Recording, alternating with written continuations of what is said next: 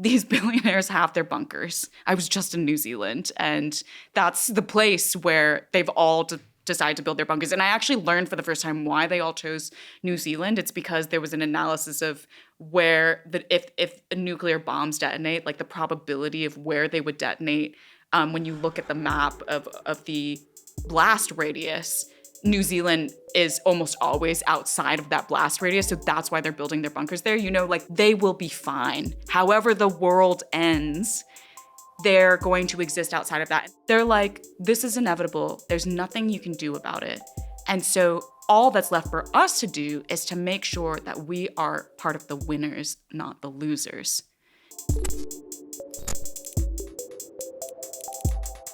At some point this year, Elon Musk will become the world's first trillionaire. That's right, he'll be worth more than $1 trillion US. It's a benchmark nobody's got to before. Remember, the first company wasn't worth $1 trillion until 2018. That was Apple, by the way. How is he getting so rich so quickly? A big part of it is, of course, SpaceX. It'll be floated on the stock market this year, and part of that flotation is XAI. So we are now entering a world not just of $1 trillion companies, but $1 trillion individuals, and that goes hand in hand with an industry, artificial intelligence, which is remaking commerce, politics, and society more generally. Its implications are huge, and our concerns collectively about it are growing by the month. But here's the thing, the more worried we get, the more we use it. And there's obviously some hypocrisy going on there. But that's the world, isn't it? It's always replete with contradictions. The point is, politically, how do you manage a technology this powerful, this disruptive, this prone to changing the status quo? Or, on the other hand, is that all just marketing rubbish? Have I fallen for the ads and the PR from the likes of OpenAI, Elon Musk, and Meta? Those are really important questions, and they were first touched upon by today's guest, Karen Hao, in the hardback version of this book, Empire of AI. We talked a year ago. Superb conversation, did really well, not least because it's a really important topic. I'm very happy to have Karen back today because in the last 12 months, the empire of AI, its borders and its generals have changed to a pretty substantial degree. Karen Hao, welcome back to Downstream. Thank you so much. So excited to have you back on. I'm also excited to be back on. Before we started, I'm gonna put smoke up the backside of Novara Media. Before we started, you were kind enough to say, I'm just really excited to talk to you, talk about your book. The first conversation was so illuminating for me personally. And you said, I don't do second interviews. I really try to avoid it because I've had a really crazy schedule, but I just loved my Novara Media interview. It was my favorite one of the entire tour. So I'm coming back. Oh, that is so nice to hear. It did so well. And it's got millions of views. And I think it's because you struck the right chord at the right time. And I suppose that's the story of the book more generally, isn't it? You've catalysed the conversation, but I mean, it wouldn't blow up in the way that it did if it had just catalysed the conversation. You've also fed into real concerns and anxieties that are globally held at this point. Yeah. I didn't realize. I think when we had our first interview, and I was just beginning the journey of going on book tour, I didn't really know how the book would land yet, even then. And I didn't really understand how rapidly the global conversation around AI would change. I mean, it's literally been just a year between our last interview and today. And the turnaround on how people talk about AI now has been remarkable. And I think a lot of it has been because people are paying attention. They are hungry for knowledge. They are actually educating themselves about what this technology is, who is building it, what their agenda is, and they're not standing for it, and they're actually contesting it in resistance movements around the world. So what's changed in the last year? Because the book is called, and I should get it up, it's out in paperback. It's very good. I'm sure you bought the hardback, but you can get the paperback now. If you haven't got that. I always say this as well. If you want to radicalize loved ones and friends, buy books, right? What's changed with the empire of AI? How have the frontiers changed? What new generals are on the scene? What to take the metaphor. What rebellious provinces are there and so on? You said a lot's changed. So what really stands out? Yeah, well, there has been, I think the more that I've talked about the book, the more that it's solidified in my mind that ultimately the most important way to understand the AI story today, as it's conceived of by Silicon Valley, is that it is a political project. And the central feature of this political project is taking agency away from people so that the empire can be the monopoly on decision-making power in the world, on shaping everyone's future. And the thing that we've seen is people aren't actually accepting this narrative anymore. I mean, when I first started reporting the book, every community that I encountered would say the same thing. It was this sense of powerlessness, this sense of there's nothing that I can do in the face of this immense amount of control and controlling influence from these entities. And now there are so many people around the world, whether individuals, communities, or institutions, that are like, wait a minute, we have our own power, we have our own agency, and even more so if we act as a collective. I recently launched this new project with a group of journalists, critical scholars, and AI researchers called the AI Resist List. It is this project that documents around 30 different resistance actions around the world from some of the most unexpected places in challenging the way that the empire is engaging in its imperial project. And we are seeing, all of these different people engaged in political activism, also artistic resistance. One of my favorites is this community that I think we talked about last time on the pod, because I talk about it in my book, Quilicura Chile. It's a community that is dealing with a lot of data center development in Latin America. It's one of the most data center development hubs, hotspots in the continent. And this community, I wrote about it because they had this spirit of resistance already when I was documenting things back then. And they were pushing back and really mobilizing not just their own locale, but international media attention to show how this technology that is often talked about as digital and ethereal and existing in the cloud is actually very physical and extracts the resources of impoverished communities like theirs. Since the publication of the book, they have now taken that further, and they developed this project called Kili.ai, where you go on this website and it looks like a chatbot, and you can type into a box and then you get an answer. But instead of an AI model answering you, it's actually someone within their community that is answering you.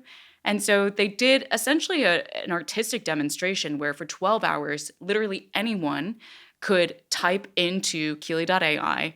And if someone said, I want a picture of a dog, it was routed to their local artist named Benji. Benji would take a piece of paper out, draw a dog, snap a photo, send it back to the person. And it was their way of creating a global conversation, which they did because this went absolutely viral, creating a global conversation around why is it that we mindlessly ask chatbots these questions when, first of all, it takes resources from a community like theirs. And second of all, we could just be asking people. We could just be using it as an opportunity to rebuild our social relationships, and in that way, resisting the divide and conquer nature of empires themselves. I've got a lot of questions about chatbots because, and I think this gets to the heart of what's changed as well over the last 12 months, is that people are really skeptical about this stuff and they're way more on it at a macro level, at a micro level, global north, global south. But I also think people are using it more, right? Mm-hmm. And so there's this sense probably of heightened hypocrisy. I don't think people should feel hypocritical about these kinds of things. It's a lot of that is just, you can't not be on Facebook, for instance, these days, right? That doesn't mean you can't criticize big tech. I'm not on Facebook. Well, generally, if you're a young person, I know certainly for me, I left Facebook and then I was looking for a house share in my late 20s. Right. You couldn't do it. That kind of thing. But so we're not here to talk about hypocrisy and point fingers. But I think many people will feel that way. So for me personally, I don't use ChatGPT. I use Google Gemini sometimes. And I'll give an example of a search I did recently. So my wife and I want to go to northern France for a couple of weeks. We just want a cheap beach holiday with our daughter. And we want to not fly. Mm-hmm. We want to get the ferry. And the ferry goes to a place called Caen from Portsmouth. And so I don't know any good beaches near Caen or what good villages.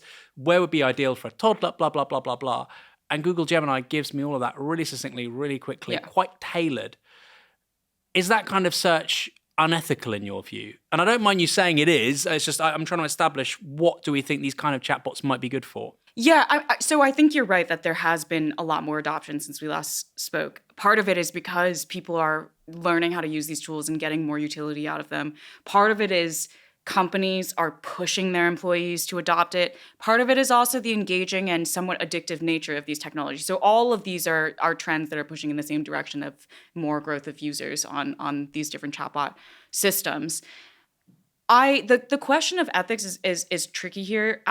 To me, the appropriate analogy to draw is to the fashion industry and the way that the fashion industry also had deeply exploitative supply chains. There was a lot of labor exploitation. There was a lot of environmental degradation to produce clothes. And the answer was not no one wear clothes anymore because it's unethical to wear clothes.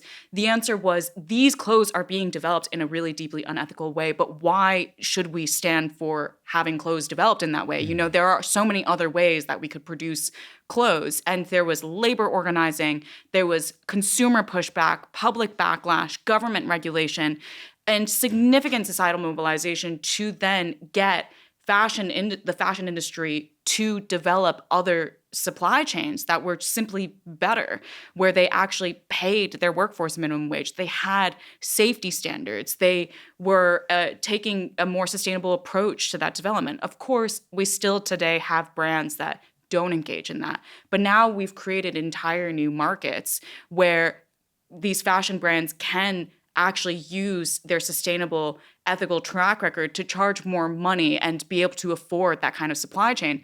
And so I think we need to have the same thing happen with AI. We need to have the same kind of worker organizing, mobilizing, societal pushback, consumer pushback, government regulation, all of these different things to create these new markets, create alternatives. And we also need more people to be thinking about what those alternatives should look like so that ultimately all the people that are using chatbots today, actually finding real utility out of them, can continue to do that without actually also then engaging in or somehow endorsing the deeply corrosive supply chains that the technology currently rests on. We had a conversation recently with an author regarding his book on the Democratic Republic of Congo. Elements of Power, I think the book is called. Really good book. And we're talking about coltan and tantalum and cobalt and all these, these minerals, and the story is just extraordinary. Yeah. The DRC is an extraordinary, place. And he had a line, the author of the book, he had a line, nobody is ever more than, in the West, nobody's more than a few feet away from a piece of the DRC. And it's just so striking, I thought, Christ. And it's the same with AI, isn't it? We're so alienated from the reality of what this is doing. It's just a glass interface and it's all very ethereal and immaterial, but the reality is the complete opposite. Yeah, absolutely. And literally the Congo is one of the places that is part of the AI development supply chain. So it's deeply interconnected. I mean, one of the organizations that we feature on the AI Resist list is this organization called Friends of the Congo, which has been raising awareness and fighting for the rights of people within the Congo because of the very extractive nature of the AI supply chain, accelerating and exacerbating things like child slavery in the mining processes of these minerals and the environmental degradation and so on and so forth. And so, yeah, it is interlinked directly with what that other author is talking about. The way that Silicon Valley is currently building its technologies is accelerating the extraction and exploitation that has long existed in certain territories and inflaming them, making them worse. You had a great line right at the top of this. It's fantastic when you do an interview and somebody says something, you think, well, that's a social media clip. It suggests they know what they're talking about. You said that this is a political AI, the big tech AI, is a political project to take power away from people. I mean, that's a really extraordinary, pithy encapsulation of what's happening. Your book says that. Lots of people are saying that. It's being increasingly recognized. How have people in the industry responded? Are there some people leaning into that? Like every time I hear about Peter Thiel, for instance, it does kind of feel like he's saying, yeah, that's what I want to do, no shit. Or are they trying to dress it up in different ways, new ways to how you found it, when you were writing this book before it came out in hardback? Naomi Klein has this really amazing critique of what's happening right now in Silicon Valley, which she describes as end times fascism. And she connects it with all of these other different phenomena that are happening, not just within Silicon Valley, but I think it really encapsulates exactly how some people within the Silicon Valley establishment think about what is happening.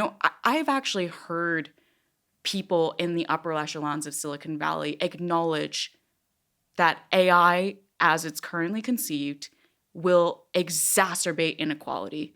And what's so fascinating is when I listen to them talk, I'm like, wait a minute, that's my analysis. Like, we agree with each other on the first part of our analysis of what AI is currently doing to society and what it could continue to do if we continue on this trajectory. And the difference between me and them is the next step of what we do with that. For me, I'm like, so let's stop doing that. Let's stop building AI in a way that exacerbates that inequality. And for them, they're like, this is inevitable. There's nothing you can do about it. And so all that's left for us to do is to make sure that we are part of the winners, not the losers. And that's what Naomi Klein describes with this kind of end times fascism ideology. It's this idea that the world as we know it right now is ending. There's no point in trying to say, climate change is coming. The religious end timers are also saying like the end is nigh, and civilization as we know it, for the AI boomers and doomers, they're also saying this is going to be cataclysmic. The shift is on the horizon, and they don't have any desire to save what we have currently. They're just worried about getting to the next place and making sure that they are okay. And so, yeah, I mean, they when they see critiques like this, some of them are like, oh yeah, that sounds about right. That is, the analysis of what is happening currently. What they disagree with is what we do about it. Here at Novara Media, we have 1.2 million YouTube subscribers, millions of people across social media, hundreds of thousands of you watch these downstreams every week. Why not support our work? Just a tiny fraction of you need to get on board the Novara train, and we can take these conversations to an even broader audience. It's never been more important, and I really mean that. It's all up for grabs ahead of the next general election in this country, at least. If you agree, support our work, go to novaramedia.com/support. The link is in the description below. Help us build a new media for different politics. So where do you think this kind of learned helplessness comes from? Because you mentioned climate change, and it's the exact same thing, right? We are sitting in London on a very hot day. Maybe people can tell from our, tans. You've been in the UK for a few days. You're in Hay-on-Wye. I presume it was, scorching heat. Maybe not many people from North America associate Britain with that. But it's very hot. We've had the hottest day on record in May, 2 days in a row. Very strange. We're still in spring. And what's interesting is that people that were saying climate change wasn't real even 5 years ago, some of those people now, we covered it on the show recently, are saying, well, Australia has 45 degrees heat. Why can't Britain? And you think, well, that's slightly challenging because Australia is also 18% desert. 70% of it's arid or semi-arid. Yeah. And they also lost, I think, 2 billion animals a few years ago. So it's this strange, as I say, learned helplessness, which seems to define the ruling class of our age, which is so strange because on the one hand, they had this Promethean rhetoric about master of the universe, we're going to change everything. But fundamentally, actually, they think we can't really change anything and we're victims of circumstance. All of us are victims of circumstance. What do you think explains that strange juxtaposition? I think that they have to tell themselves this story in order to be okay with not taking the burden of responsibility to actually make the world better. If they don't acknowledge their own agency in creating these problems and therefore the burden of responsibility to fix these problems, and they instead situate themselves in the broad sweep of history, marching forward without them and without all of us apparently participating in it, then they get away with it. They can get away, and it is not only useful in washing them of of that responsibility. But it's also, they can hold that position because they're the ones that will be okay if nothing is done about it, right? These billionaires have their bunkers. I was just in New Zealand, and that's the place where they've all decided to build their bunkers. And I actually learned for the first time why they all chose New Zealand. It's because there was an analysis of where if nuclear bombs detonate, like the probability of where they would detonate. When you look at the map of the blast radius, New Zealand is almost always outside of that blast radius. So that's why they're building their bunkers there. You know, like that, they will be fine. However the world ends, they're going to exist outside of that. And that's why they can exist in this space where they neither have any kind of moral responsibility for actually ushering in a better world, and nor do they have any ramifications for not taking on that responsibility. You know, there's Neil Postman who talks about technopoly. I think we mentioned this the last time we had a conversation, which is to say he writes a great book called Technopoly. He says we move in 3 stages from tool-using societies to technocracies to technopoly, where increasingly people default to the needs of technology. People serve technology rather than the other way around in technopolis. That's his view. And I subscribe to that. I think it's true. But I think what your point there a moment ago is that the fatalism is politically convenient because of the material interests of these people. So these aren't ideological presumptions they have, which are an outgrowth of the age. This is the spirit of the age, which is kind of what Neil Postman says. Maybe that is also true. But I think you're right. They subscribe to the fatalism precisely because it allows you to create the world's first trillionaires, which is what Elon Musk is going to become in the next couple of months with the IPO, the flotation of SpaceX, which also includes an AI company, XAI. Yes. That is a new development. You know, I don't think we had the first $1 trillion company until 2018. We're now going to have a trillionaire. Yeah. You've had lots of conversations in the last 12 months with people at the level of activists and journalists, but also, I presume, amongst the elite. Do they not find this stuff kind of weird? Like, when we're now going to have trillionaires? Is that not kind of a bit like... If you mean elite broadly defined as not just the tech elite, but just other elites like business elites or political elites around the world, absolutely they find it weird. I think part of it is because they're envious. Yeah. Because they're not the ones that are being minted as trillionaires. But yeah, they are just baffled by the degree to which inequality has been allowed to continue to corrode society. And I think, you know, I was in this conversation with a group of business elites from Europe and Asia, and they were very, very cognizant of the fact that inequality is one of the most corrosive forces that destabilizes the environments in which they can ultimately do business, but also just corrodes democratic society in general and a healthy, functioning society.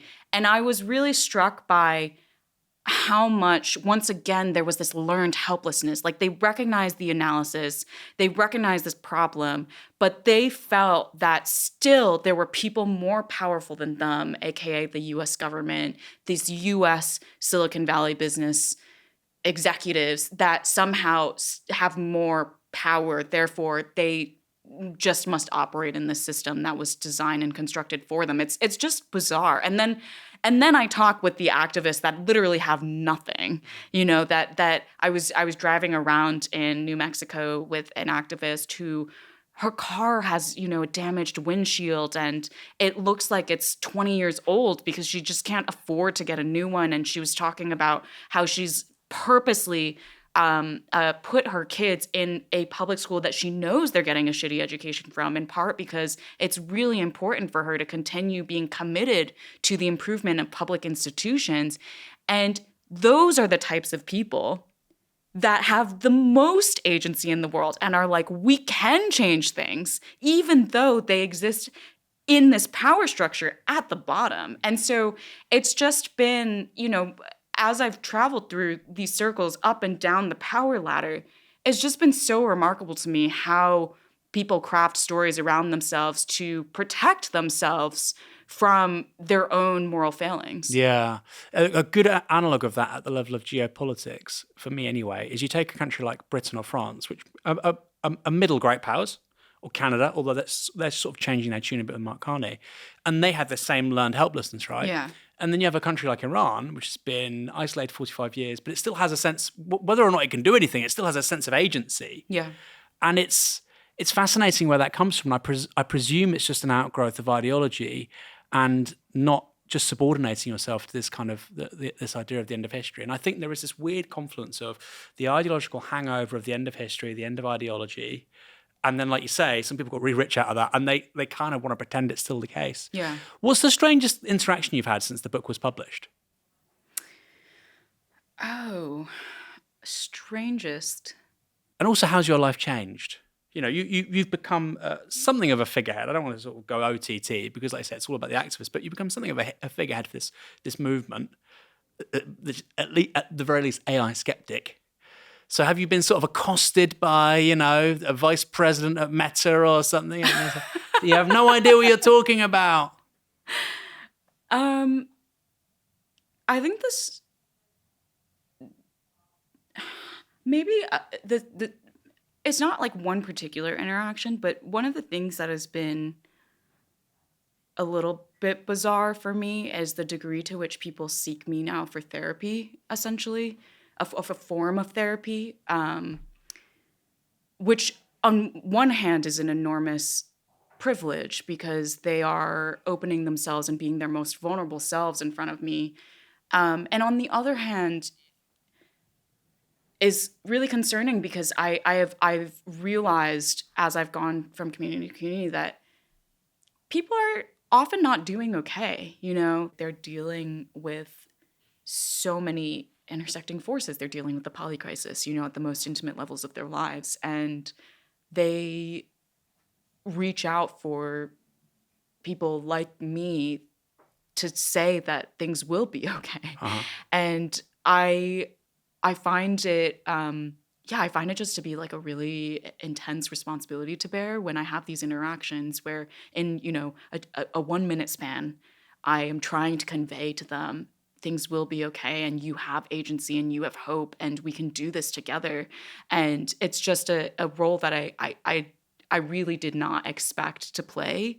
And so I think that kind of answers also the second part of your question, which is that there has been this really weird feeling of I really dislike when people are put on pedestals, and I've really disliked the fact that people now put me on a pedestal, and it has been it's been a really intense experience. Like I am trying to figure out how to not be an avatar for this message and how to make everyone feel co-ownership over these ideas that I presented in the book, because they ultimately weren't mine either, right? They were from so many other academics and journalists and critical scholars that had been doing this work for a very long time, and I'd sort of just collated all of it and put some words to it and some detail and texture to it by documenting communities that were experiencing the very phenomenon that these people were studying. And I hope that people can continue to feel co-ownership over these ideas and this resistance movement and make it their own. Can capitalism be fixed? That's the kind of question you have really strong opinions about, isn't it? No, yes, of course it can. Capitalism is the greatest system ever. It's the source of all evil. It makes people have very strong feelings. It's a question that we will be putting to Mariana Mazzucato at a forthcoming event on June the 22nd at Earth Theatre in Hackney. Before that conversation with Mariana about the future of capitalism, the pitfalls, the possibilities, my colleague Ash Sarkar will be talking to the former Shadow Chancellor of the Exchequer, John McDonnell. Like I say, June 22nd in Hackney, the sun will be out. Huge, important, intriguing question. Grab a beer. That's my idea of fun. How are you doing? Because you're saying that people are coming to you saying, are you okay? I mean, your disposition seems very happy and cheerful. I mean, why wouldn't it be? It's a beautiful day. Climate change is real. I'm not suggesting otherwise. The weather is lovely. You know, we're built to be cheerful under such circumstances. So how are you doing? You seem fine, but it must be quite a weight to bear. And people do have this heaviness, right? You said with the poly crisis. I mean, I say there's something on the left. We're a left-wing media organisation, and sometimes we'll do a week's worth of shows, and I think, Christ, there is some good news out there. Yeah. There is some good. There's actually lots of good news. It's just we happen to be relaying all the bad stuff. Yeah. Do you ever feel that you're doing something similar? I mean, yes, but I don't really think it matters how I'm doing because, this is. There are so many mobilizations and resistance movements that are happening around the world that it doesn't really matter what one individual is feeling. The beauty of the fact that there are so many intersecting movements now means that we can all take care of each other and people can step in and out of these movements and resist and hold these companies accountable when they have the capacity to do so. I suppose it's just a very big weight to bear. And this is true, right? AI is probably the most disruptive technological force since the steam engine. Maybe more so. Sorry to be doing the advertising for OpenAI. I sound like Sam Altman. And it's obviously going to have these huge political implications. Yeah. And, I think for most people, they tread in, they tread out, and, but you're constantly in it. So does that in any way sort of shape how you feel? Do you think sometimes, oh God, actually, I'm being a bit pessimistic about the world generally. I'm being a bit black-pilled generally because I'm focused so much on, without being sort of hyperbolic. I mean, we're talking about some pretty uniquely malevolent people like Peter Thiel and whatnot. It doesn't seem to affect you, but I thought I'd ask. I guess what I'll say is when I finished writing the book, I was deeply depressed. I was really in despair. I was like, how are we going to get out of this situation? And I had to go on a journey because I was like, that is not, the message that I can deliver to the world and be like, everyone despair. It's really bad out there. I had to go on a journey myself of, okay, what do we do about it? One of the books that I read that was so profoundly helpful for me in this moment was Hope in the Dark by Rebecca Solnit. It's this really beautiful meditation on resistance movements, grassroots movements throughout history, and the way that they actually are the sole forces of social and moral progress in society, because that progress never comes from the elites, right? The elites have too much to lose. They like the world the way that it is. That is what allowed them to be elite. And she talks about how it is people, everyday people, engaging in even the smallest acts that actually help society move out of its darkest moments. That's literally how we've always done it. And your job every day when you wake up is to make sure that you are pushing in the right direction. And you might not see the effect of those actions, even in your lifetime, but you know that in the absence of you pushing in that direction, there are other things that would fill that space and could continue to push in the opposite direction and recede us backwards. And so it is, she says in this much more articulate way that it is almost selfish to expect that as you are trying to enact change, to expect to then enjoy the fruits of your labor.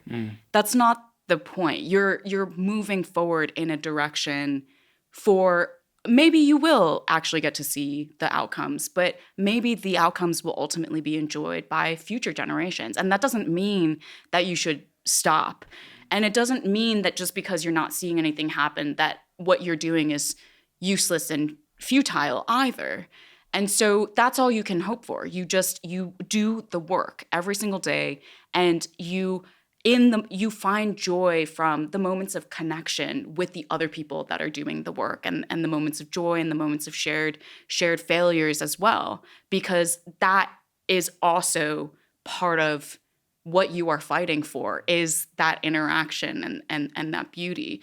And so when I read that, I was like, there's so much hope that we actually still have. There's so much optimism. I mean, I know we are in a deep mess right now, but we've been in really deep messes in history.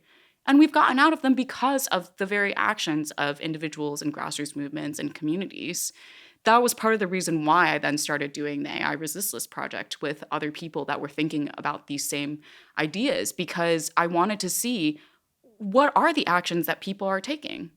We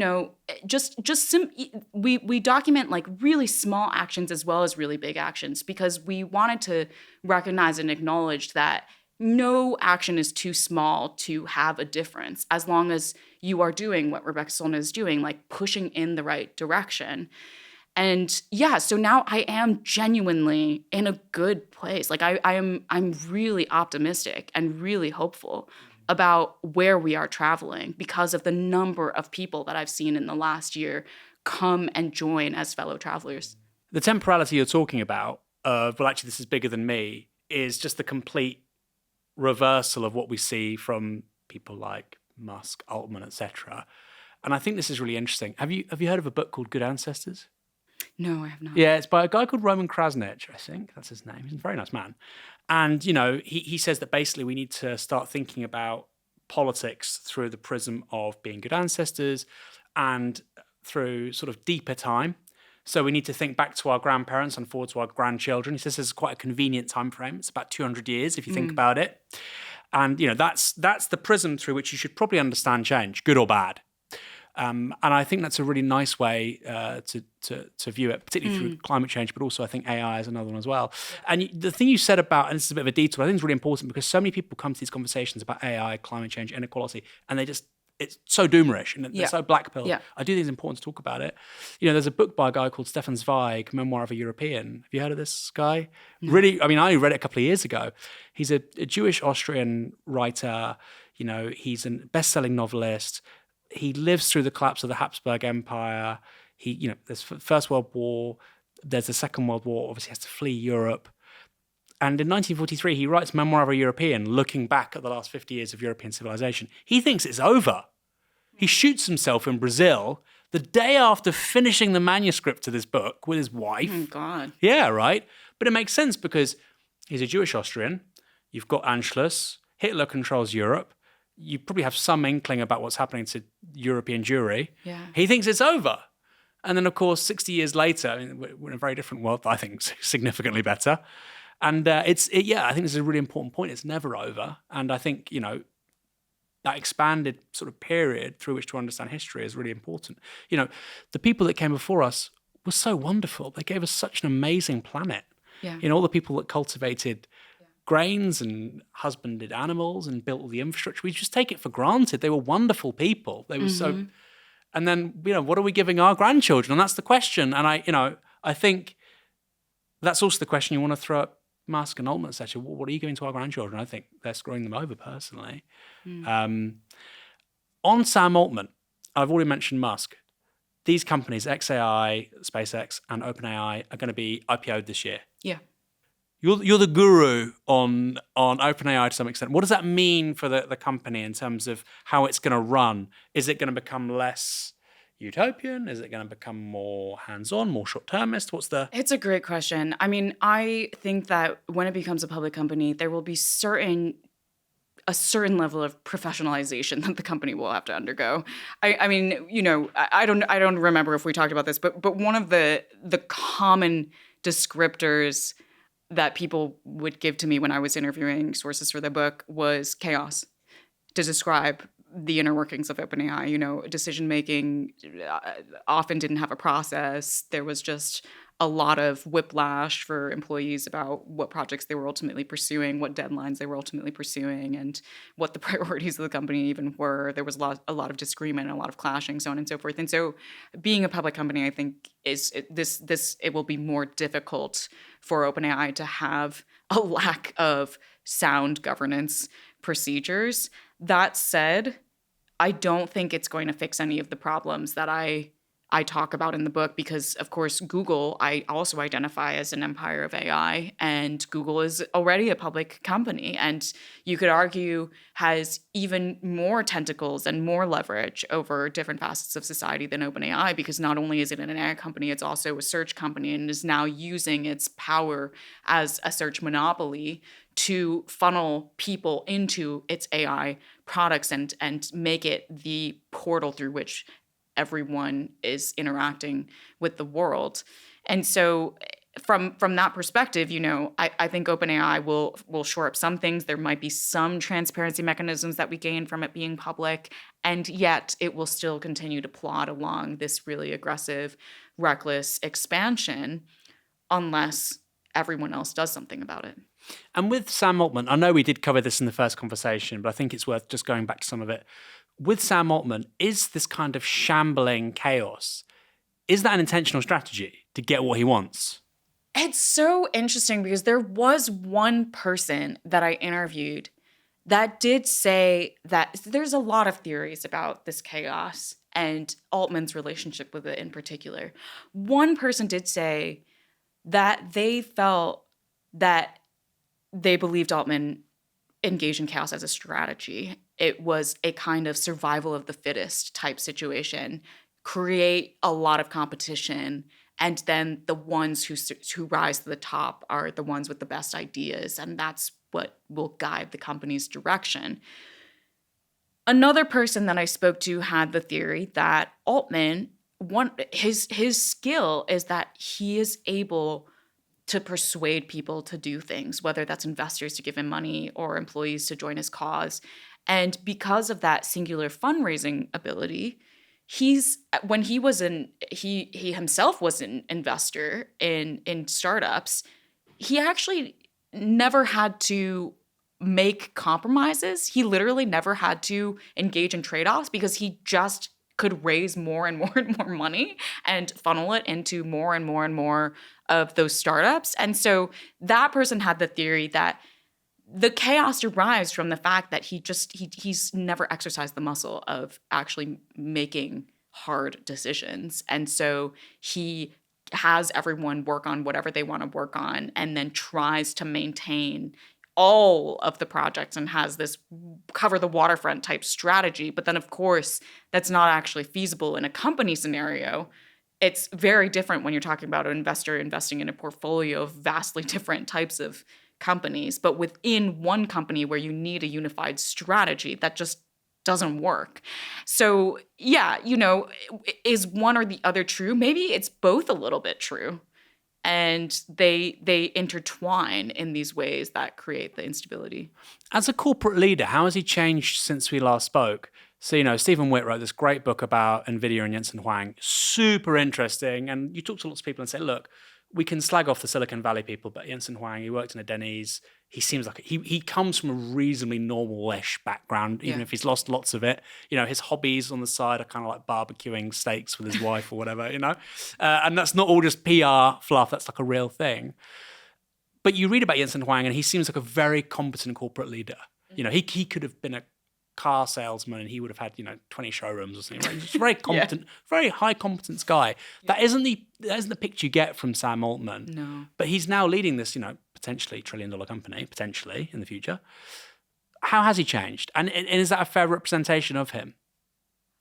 I mean, he says himself that he's not the kind of leader that is good at operations and at actually doing the daily business of businessing. He's a vision setter. That's how he describes himself. He's good at setting a vision and then bringing a bunch of people and a bunch of capital together to make it happen. That's his skill set. And he's said many times in conversations, he's not actually sure that he likes running a large company because OpenAI just grew so fast from a startup into, it now has thousands of employees and it has offices all around the world.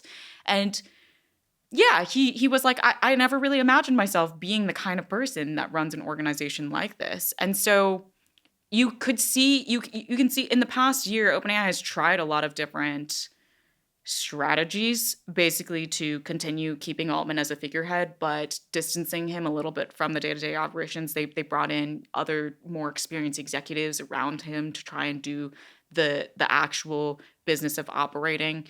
Many of them have also now left, so there's continuing to be this rotating cast around him.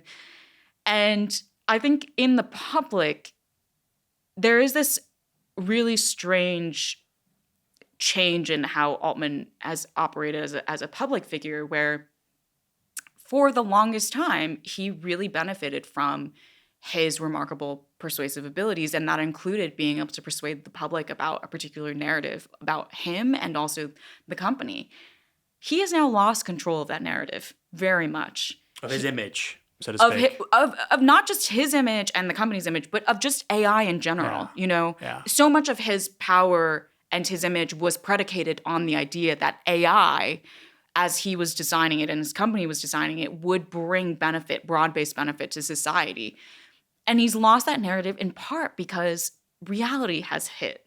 And people are now experiencing the impacts of AI in their lives, not just as consumers, but also as residents that live next to data centers, as workers that are dealing with the looming threat of potential layoffs. And people are realizing, wait, this is not actually what Altman said it would be, what any of the Silicon Valley elite said that it would be. And I think it has neutered his key lever of power. Because he cannot control the narrative anymore, because he's unable to persuade people beyond the reality that they see, it has made him a lot more defensive in public. You see his engagements, and he's losing his rhetorical footing. Elon Musk, we've said that he's going to be maybe the world's first trillionaire. He's talked about putting data centers in space. Yes. And I remember when I first saw this story, and I thought, I can't wait to interview Karen Hao because I can ask her about this. Because people have really strong opinions one way or the other, right? As fanboys on X again, this is amazing. And then other people are saying, no, it's technically impossible, or maybe it's somewhere in between. Is that a thing? Could they do that? With the present technology? I'm not talking about 20, 30 years in the future, or... I mean, yes, could they do that? I mean, I'm sure that there are already plenty of computer servers in space because of the ISS, and every time you put a rocket up there, it's running on all these computers. So, how big is the data set? I mean, you could say that those are already data centers in space, and so if you imagine just scaling it a little bit bigger, you could have more data centers in space. But the problem is, like, what is this actually solving? Because they're saying that if you put the data center in space, then it resolves the problem of needing the land, and you don't need to cool it because space is cold. But I'm not a physicist, but I've talked with people that have said that the physics actually doesn't really work out. It's putting it in space just to use the coldness of space is not quite actually sufficient for dealing with the complexities of cooling a data center. But the other thing is, I imagine that they're trying to put them in space to make it less expensive to develop these things. And how is that going to make it less expensive? They anytime, one of the challenges with data centers on Earth is, AI researchers tell me, because they're so large now, they're running hundreds of thousands of chips, and some of them are being currently built to eventually have 1 million chips, computer chips. In one data center. In one data center. So these data centers, they're actually campuses. They're not just one building. They're now networked buildings on a campus. And they're still called one supercomputing facility because they're connected underground through a bunch of wires that is like high bandwidth connectivity. So you're able to transfer data really, really quickly between all of these facilities. And the one of the challenges of having that many computer chips networked together is that one computer chip fails and everything starts to get a little bit wonky. And so sometimes, AI researchers were literally telling me, sometimes they get results after training a model. These models are trained for like months on end on these facilities. And it's just weird. The result is weird. It's unexpected. And they don't know if it's because the AI model has suddenly developed new capabilities that might mean something, or if there's a computer chip that failed. They just have no idea. And so the people have talked about how AI research is not actually a science in the traditional sense, because you're not able to replicate your results. And one of the reasons why they're not able to replicate their results is because the hardware that they're using is unstable, and they don't have the tools to pinpoint exactly what led to a weird result. And so now imagine putting this already slightly unstable, faulty technology that underpins the very things that they're trying to produce into space. the maintenance is going to be insane. And the ability to actually trace what failure modes are happening in the data center to result in strange outcomes with your model training will become impossible. So it's just, yeah, to me, it makes absolutely no sense for multiple reasons. That's a really good explanation. So even if it was cheaper, like I said, the maintenance costs would be much higher, at which point the Elon sort of fanboys say, well, there'll be some, mecha robot or something, God knows what they'll fix. Maybe, but, that sort of fine motor coordination is a long way off, 20 years away, let's say. But this is the kind of classic Elon thing, isn't it? He might put one in space. Yeah, right. And then he'll say, look, XAI, SpaceX, we're building the future. We have, off-Earth, off-world data centers. And it's just kind of one crappy one that is poorly maintained. Yeah. That's probably where it ends, right, for now. Yeah, I mean, it would be like, I think what's going to happen is similar to the Boring Company. Exactly. Exactly, right? Yeah. I love that. In the US, do people take that seriously? The Boring Company? Yeah. I have not met anyone that takes it seriously, but I don't know. Maybe there are people out there that take it seriously. When I see that thing in LA where there's like a tunnel with cars, and I'm just like, just metro systems. I mean, they've been around for like It's 140 like the years. privatized subway. Yeah. It's crazy. Anyway, so we talked about Elon. Elon Musk. It's like Boris. Elon Musk, Sam Altman. How about the good guys? Anthropic. They have this little halo of virtue around themselves, which is not normally ascribed to the other ones. Is that true? I mean, from your response, I presume not. To me, OpenAI is coal and Anthropic is clean coal. That's the way that I see it. I mean, if you look at the way that these two companies operate, they're fraternal twins. They engage in the same labor exploitation, environmental extraction, data extraction. Literally just recently, one of the most infamous examples of the impact that data centers can have on a community is Elon Musk building Colossus supercomputers in Memphis, Tennessee. I think we might have even talked about this last time. And in order to power Colossus 1, XAI wheeled 35 unlicensed methane gas turbines to the facility to make it run. That has huge climate implications, of course. That also has huge air quality implications. It's pumping tens of thousands of toxins into this community. And I actually recently met one of the community leaders that is leading the resistance against XAI now, Kishan Pearson. And he was at this event that I was attending, and he says to everyone, close your eyes, take 2 deep breaths. That is a human right that's being taken away from us. And in a community that's dealt with a history of environmental racism and now to this day has a cancer rate that's 4 times higher than the national average. Guess who recently partnered with XAI to use Colossus? Anthropic. So Anthropic is now going to be using this data center, the most infamous example of data center impacts on a local population and on the climate.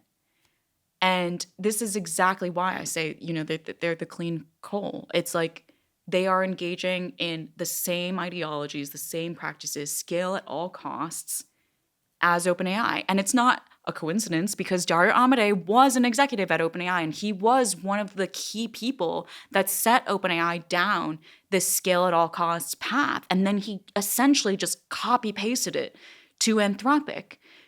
Does Anthropic on the margins iterate in different ways, the way that, clean coal fixes things, tinkers things at the margins to try and clean up some of the air before it comes out of the coal plant? Yes. But is that actually addressing the root problem? No, it's just perpetuating it further by making people think that now it's okay. So we've done the 3 kings, the 3 wise men. That can be a chapter in your next book, The 3 Wise Men of AI.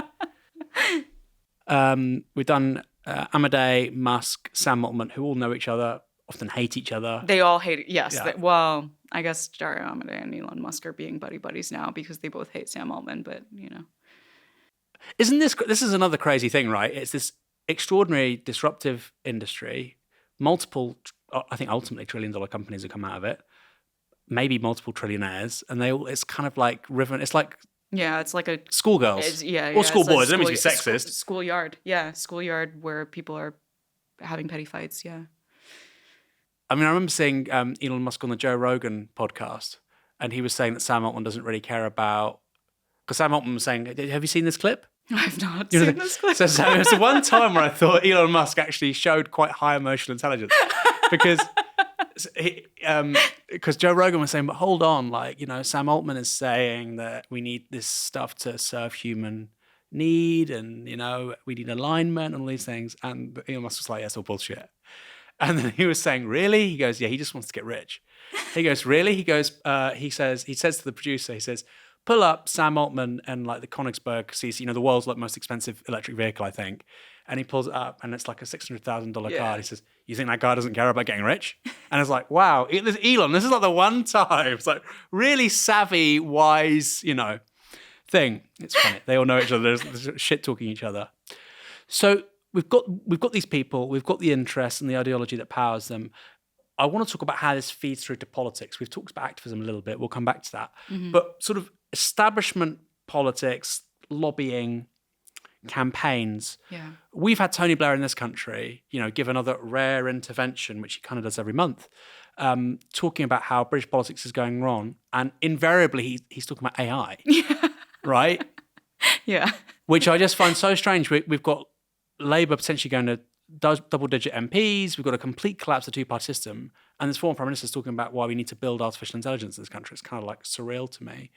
Where does Tony Blair fit in all of this macabre world of political campaigns? And he just gave a speech, which I haven't actually watched, but one quote was relayed back to me where he said, AI is going to change everything, literally everything, and we should stop debating whether it's going to be good or bad because it's just going to happen and there's nothing that you can do about it. I'm obviously paraphrasing.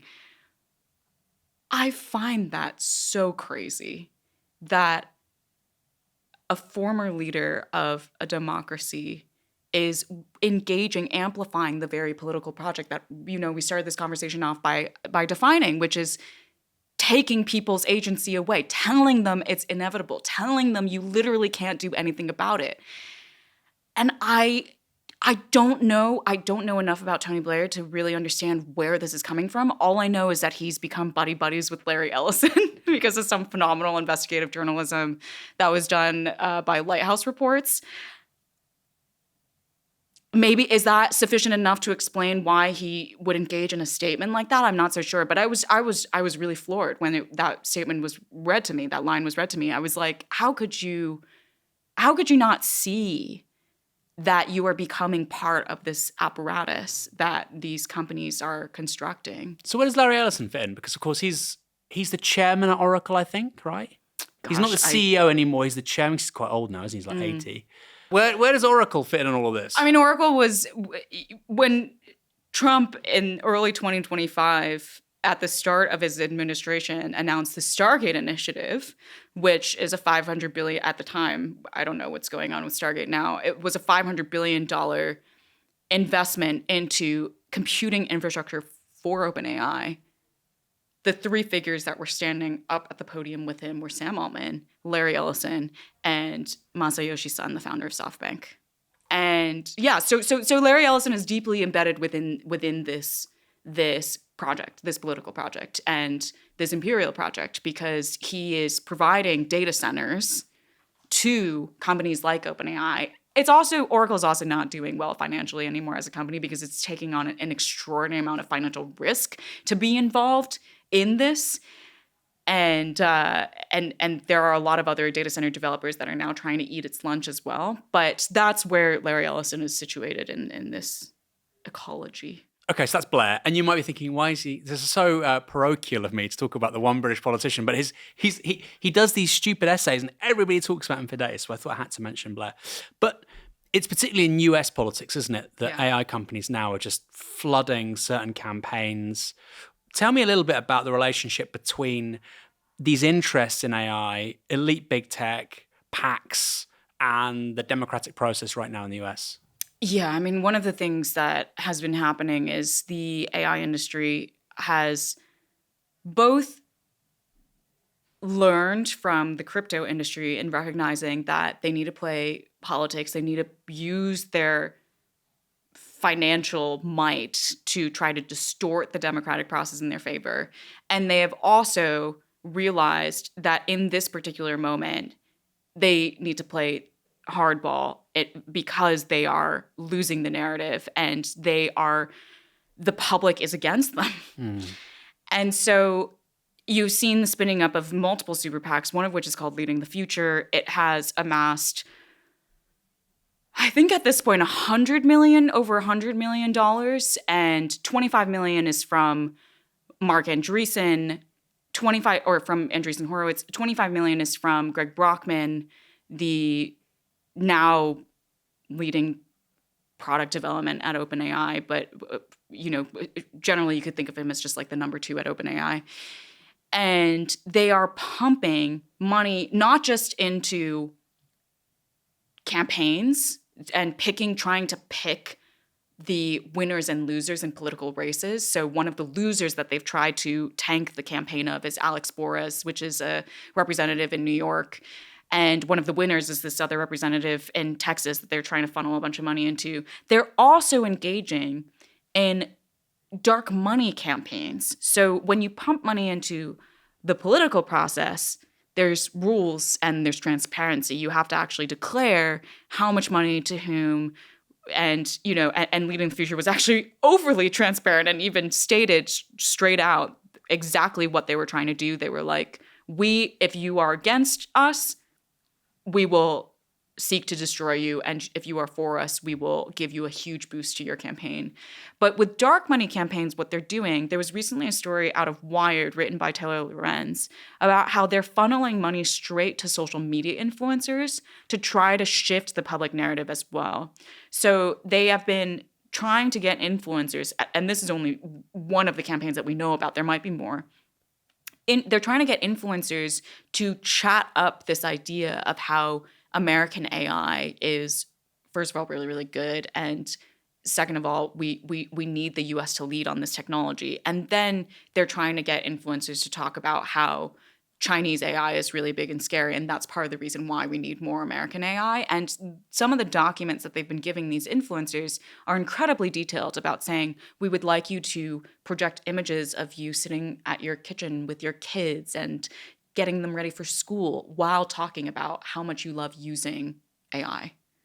And so they're doing, and when Taylor Lorenz gave Leading the Future a request for comment, they just said, we are engaging in a whole of communication approach because we cannot let progress be stopped. We must continue to proceed. And there was another interview that Greg Brockman recently did where he's also become a top political donor to Trump directly, not just through Leading the Future, through a different super PAC that Trump spun up. And when he was asked about it in an interview, he was like, it is the most moral thing that I can do because, my interpretation of it is all of these people within the AI industry, they see this progress, the advancing of AI capabilities as the fundamental good thing to do in the world. And anything that is going to stall that progress is immoral. And anyone that can assist in that progress is someone that they are obliged from a moral obligation to support. And that is what Brockman was getting at with saying that is the right thing. It is my moral responsibility to donate money to Trump because Trump has, of all of the political leaders, been the most effective at supercharging the ability of Silicon Valley to do what it's doing. I mean, that's religion, isn't it? Rather than saying you're right, I'm wrong, I'm right, you're wrong, we can disagree and that's okay. Maybe one side can be persuaded. It's I'm good, you're evil, you're a sinner, we're the anointed. Mm-hmm. There's a high purpose we're serving, which is quite terrifying. So they're funding these campaigns and they're trying to basically smash certain kinds of politicians. And that's in the US. I mean, what's the story outside the US? Because obviously there are huge global markets for this stuff. And I come back to the UK. Obviously Blair's a really high profile example. Oracle giving the Tony Blair Institute a ton of money, hundreds of millions of pounds. Yeah. But recently I saw Claire Coutinho, who's a former government minister in this country, and she was talking about, this is going to sound so strange to you, she was talking about AC, right? We don't really have AC in this country very much. And you might have noticed. And she's saying that there's a de facto ban on AC, which is kind of true, which is kind of weird for an American. I'm sure it's particularly weird, or even somebody who lives in China, or actually most of the world, it's kind of weird. There's a de facto ban on AC, and she's saying we're going to end the ban on AC to help people and AI. And it was this weird, and I was thinking, is that because they need to call the data centers, or is somebody, and I don't want to get sued, is why talk about AI? And there have been lots of these little moments where I'm seeing relatively obscure politicians just talking about AI. Yeah. And I wonder what's going on. Are they kind of now like quasi-influencers? And is that money coming over here? So that super PAC you're talking about, for instance, Mark Andreessen. Yeah. I mean, all these companies, whether it's Meta, Alphabet, they have huge London campuses. London is obviously a major city now for AI alongside Toronto, New York, Beijing. Do you think that money's kind of seeping out to these kind of influence operations elsewhere, or? It is entirely possible. I don't know. I mean, also, it could be that some of these politicians that are feeling a decline in their political careers are trying to leverage AI as a way to slingshot themselves back into the center of the conversation. In that particular case, I have no idea. That's really bizarre. Search it. I swear to God. Claire Coutinho. AC and AI. Very strange. I mean, it's bizarre. But you are right that there's absolutely a lot of money, lobbying, influence getting pumped into places outside of the US. I mean, the EU is a huge target. Brazil is a huge target because these are two governments that have then cascading effects on governments around the world, particularly in their regions. And one of the things that has been happening recently with the EU is under this very strange self-doubt period, self-consciousness period, where it's wondering, why don't we have our own tech giants? And I find this really bizarre because I'm like, it's because your regulation worked. You know, like, do you want these really corrosive, exploitative tech giants on your soil eroding European rights the way that they're eroding American rights? I mean, that seems like a race to the bottom and something that you shouldn't be envious of. But it is in this moment of self-doubt for Europeans, there is this ability now of the tech lobby to have quite an effect. And so there have been these stories showing that the EU Commission has been discussing whether or not to change some of GDPR so that people's personal data can be used to train AI models. Oh, I didn't know that. Wow. Yes. So when was this? This was just a few months ago that it came out that this was under discussion. There's also a story that came out in Le Monde from a collaboration with Investigate Europe that found that the tech lobby, Microsoft lobby, and Brussels Europe, I believe, is the tech lobby organization, successfully introduced language wholesale into a draft with a bill that the EU Commission is working on that just allows corporate secrecy for the environmental impact of individual data centers. And this is just like so crazy to me that the EU is once again kind of becoming vulnerable to the ways that the tech lobby is functioning. But it is a product of the fact that Silicon Valley is investing an extraordinary amount of money in doing this and sending lobbyists there. I mean, I was talking with an MEP who mentioned that not only do they send them to MEP offices and lobby in the traditional sense, they also do this thing where they will plant people at every single gathering in Brussels that is talking about a particular issue. like within the audience, to then ask a particular question about that issue, to mainstream a particular frame for how to think about the issue. Wow. Yeah, like that is the degree to which they deploy human resources across a landscape to seed certain ideas and shape the conversation and get onto the agenda of policymakers. It's like nuts. That's like a revolutionary political organization. Yeah. No, Yeah. seriously, that's what the Bolsheviks would do before 1917. You know, they would, if there were public meetings and Soviets, they would try and sort of shape the Yeah. So planting questions. They do this thing, yeah, and then you know, like I've some there's some incredible investigative journalists in Brazil that were also telling me about the ways that OpenAI has been operating in Brazil, where they've placed the very first policy person in Latin America was placed in Brazil. And part of the reason is because the Brazilian government has demonstrated their willingness and their appetite to straight out ban a platform like X if it's not actually complying with Brazilian laws.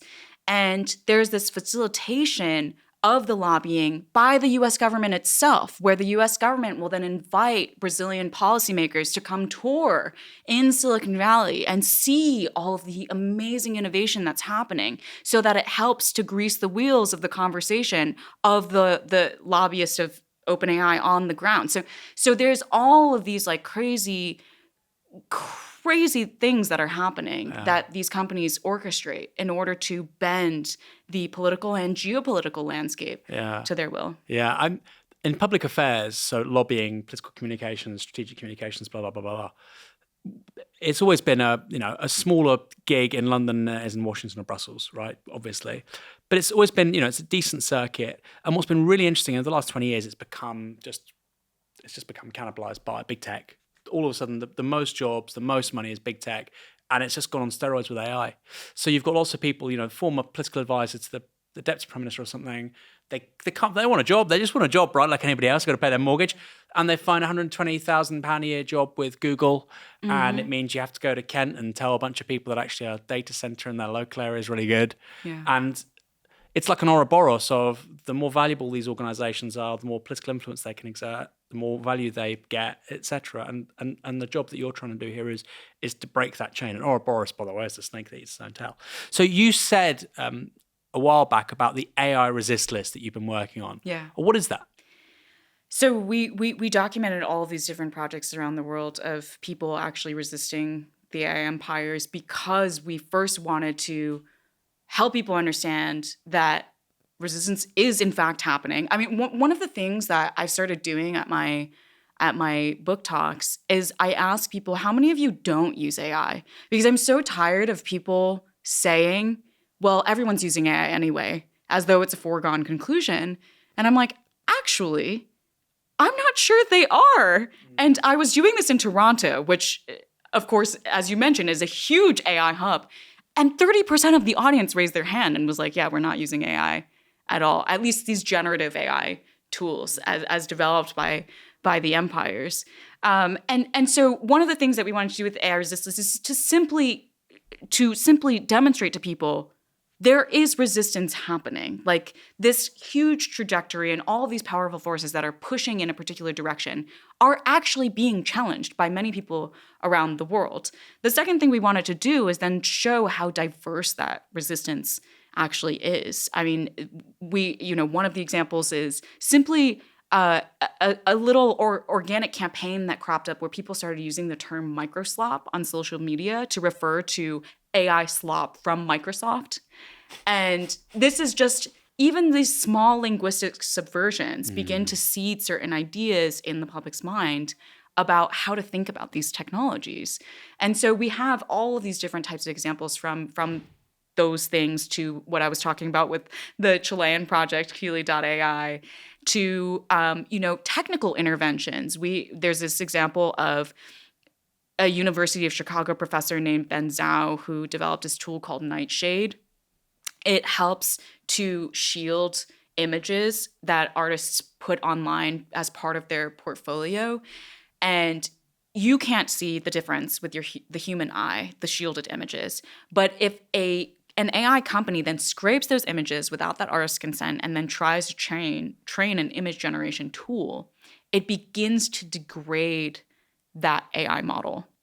So it poisons the well of data and makes the entire AI model begin to collapse. And so this is a technical act of resistance. And so, yeah, we wanted to help people recognize there's so much left to be done. There's so much agency. And going back to this idea from Rebecca Solnit, even the smallest action makes a difference because all of us are interconnected in a tapestry of resistance. And if every single one of us is moving even in these small steps, and some of us who have greater capacity, greater energy to move in these big steps are working together, we create an enormous vector pushing in the exact opposite direction that the empire wants to go. And it's having an effect now because OpenAI recently shuttered its video generation tool, Sora. It originally announced Sora as the second best product since ChatGPT. Why did it shutter it? When you look at all of the reasons, every single one of them was influenced by grassroots action. The first one was they are enormously compute constrained. And in 2025, over $100 billion worth of data center projects were stalled because of data center protests, many of which were OpenAI data centers. So that's already a direct impact on the bottleneck that OpenAI is experiencing. Second thing, OpenAI is facing an uncertain financial future because it's about to IPO. It needs to shore up its balance sheet, which currently looks really, really bad. And investors in Wall Street are becoming much more concerned about whether or not AI companies can actually meet their promises because they're seeing this broad public backlash and a souring of the narrative.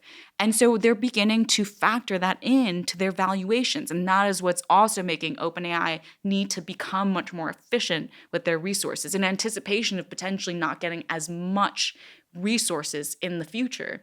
And the third factor, flatlining usage. That's collective consumer action. There's been a lot of collective consumer action recently, protesting OpenAI in particular, sometimes not for the right reasons, but it is having an effect. This constellation of resistance is actually literally forcing a company as branded as OpenAI, which has been the avatar of the AI revolution, to literally cut off an entire product line because of their uncertainty. I like this idea of like there's a dividing line between, getting productive value out of the stuff, like I said, getting recommendations of places to visit, which I think is good. There's some utility there. And things like Sora and image and video generation, which is just, like you say, slop. And just the act of having that word, micro slop or slop, like you say, it's empowering in quite a surprising way, given it's so easy to do. Yeah. Karen, this has been fabulous. I want to get you on a third time. You said you do no second One more interviews. year. Yeah, well, maybe the next book we'll do an event. We'll get a lot of people through, I'm sure. It's fabulous to see this in paperback. It's going to do very, very well. Thanks for joining us on Downstream. Thank you so much for having me.